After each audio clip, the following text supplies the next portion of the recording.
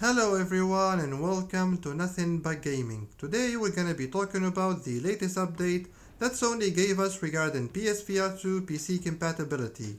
How is it going to work? When is it going to work? How much will it cost?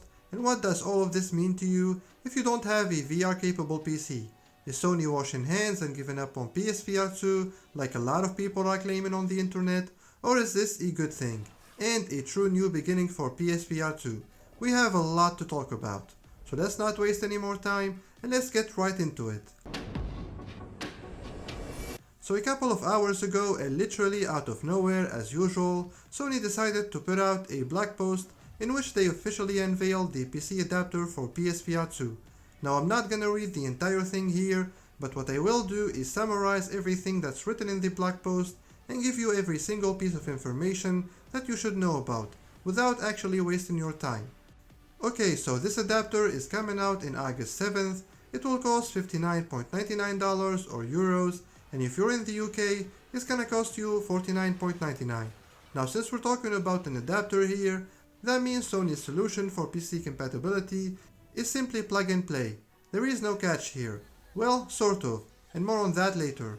But yeah, other than the adapter, the requirements are pretty simple. A DisplayPort 1.4 cable, a Steam account, a VR capable PC, and you will get access to the full Steam library, meaning that starting August 7th, you will be able to play the likes of Half-Life Alyx and Fallout 4 if you meet all the requirements that we just talked about.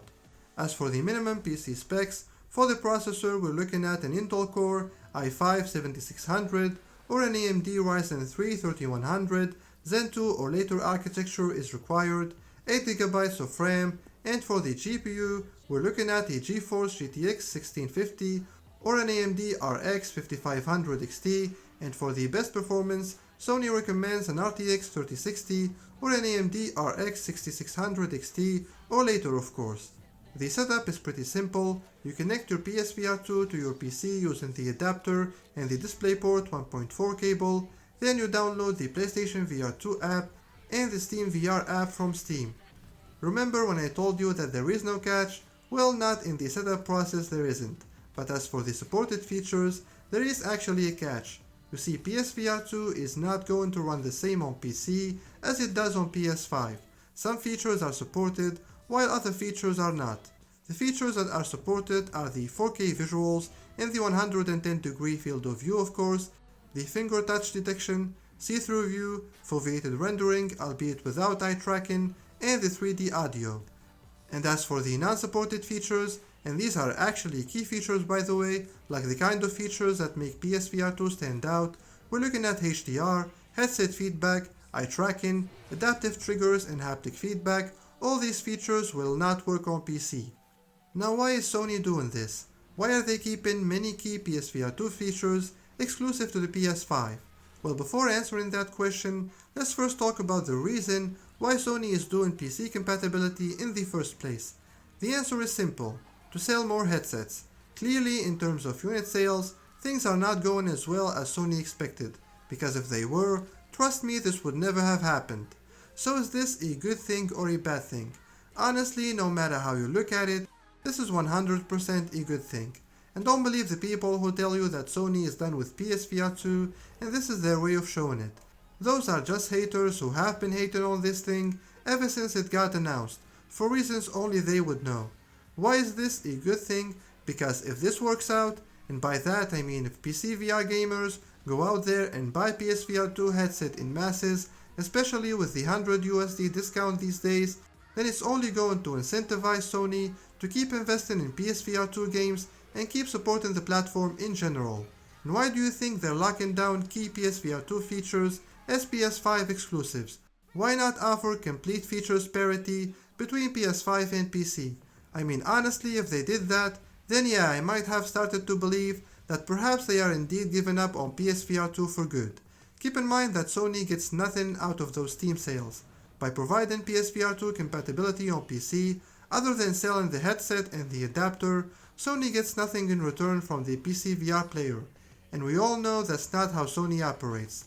Sony is a company that sells you the hardware so that eventually they can make their money off of the software sales on that hardware. So I think the strategy here is clear. Try to get as many PC VR players to buy PSVR2 headset as possible, bring them closer than ever to the PlayStation ecosystem, grow the PSVR2 player base, and then announce your PSVR2 PS5 exclusive games, whether it's from your internal studios or from your partner studios like Capcom for example.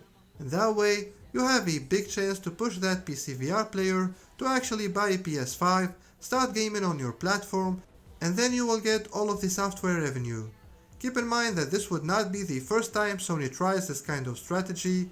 They're doing this with their flat first party games, they're doing this with their live adaptation series and movies, they're doing this everywhere with the end goal always being the same: get more people into the PlayStation ecosystem. So to answer the question that I asked at the beginning of this video, if you don't have a VR capable PC like myself, all of this should mean nothing to you. Keep gaming on your PS5. Sony is making it clear and ensuring that the best way to experience PSVR2 is on your PS5 and not on that high-end monster of a PC. And if you want to buy a PC for your PSVR2, then why not? By all means, you will get the best of both worlds by doing so. But don't do it because you think Sony is abandoning PSVR2. They're certainly not, at least not in my opinion. And we will talk more in another video about how the new Astrobot game not coming to PSVR2 does not necessarily mean that PSVR2 is dead. But for now, and because you're awesome for sticking out here with me until the end of this video, here's a Steam key for Stride Fates. Congratulations, and please write a comment after you redeem the code so that people know and stop trying to use the code over and over again. And don't worry, there will be more PSVR2 game keys shadow dropping in future videos, so make sure to subscribe to the channel and hit that bell notifications icon so you will get instant notifications when a new video drops. And yeah, let me know in the comments what you think of all of the stuff that we talked about in this video. Do you agree that PSVR2 PC compatibility is a good thing, or are you a doomer and you think that Sony is closing shops here? I'm interested to know what you think, so comment below. Thanks a lot for watching, I'll see you guys in the next video, take care.